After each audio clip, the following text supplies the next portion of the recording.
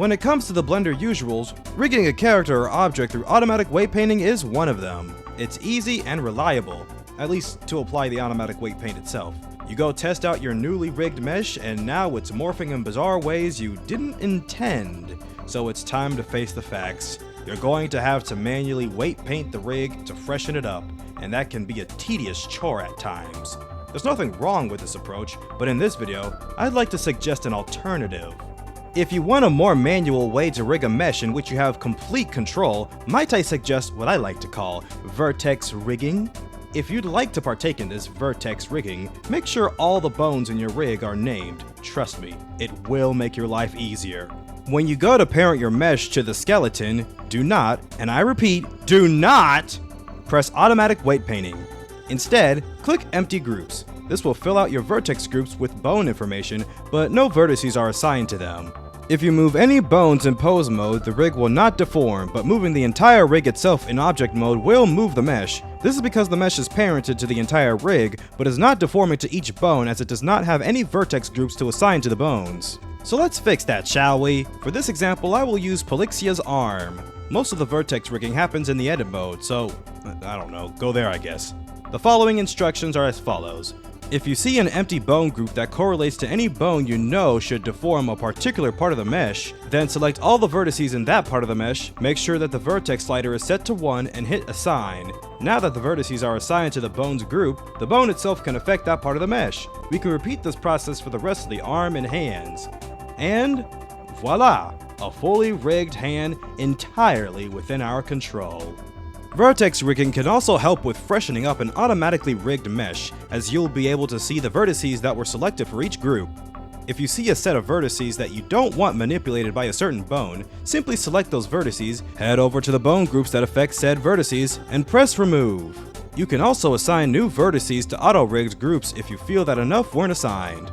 I'd also suggest toggling the cage and edit options for the armature modifier in edit mode to view the changes vertex rigging does in real time. It helps to not constantly go back and forth between modes to test out if vertices were assigned correctly. Sometimes you want an area between two bones to bend smoothly, such as an arm or a leg, but vertex rigging makes it look stiff. I have a solution for that. Simply edge select the ring of vertices, which are located between the two bones, bring the weight slider down to 0.5, and assign both bones to the area. Now, instead of one bone having complete control over a set of vertices, the control is equally divided between two bones, allowing for a much smoother transition. You can also play around with the weight slider to get certain results. If you'd like for one bone to control a set of vertices by a lot, but want another bone to control them by a little, you can adjust the weight slider to divide the power into each bone's favor. For example, bone A can have the weight power of about 0.7, while bone B has the weight power of 0.3. For simplicity's sake, make sure the weight slider for all bones that affect the same vertex add up to 1. All this knowledge will help you with vertex rigging smooth transitions between two bones in the mesh. If there is a downside to vertex rigging, it is, well, since everything is completely manual, vertex rigging a mesh with a high polygon count can be daunting.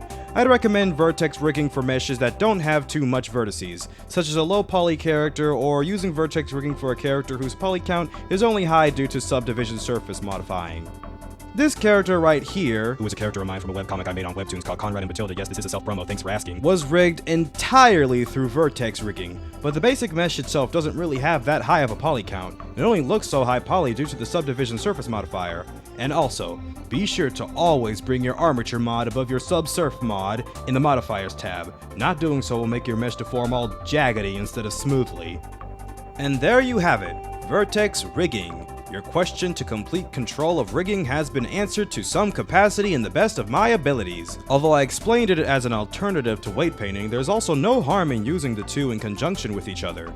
It can be the go-to way for complete rigging, or a little tool for an extra bit of ease. But at the end of the day, that's your choice. So thank you for taking the time to listen to my ramblings. I truly appreciate it.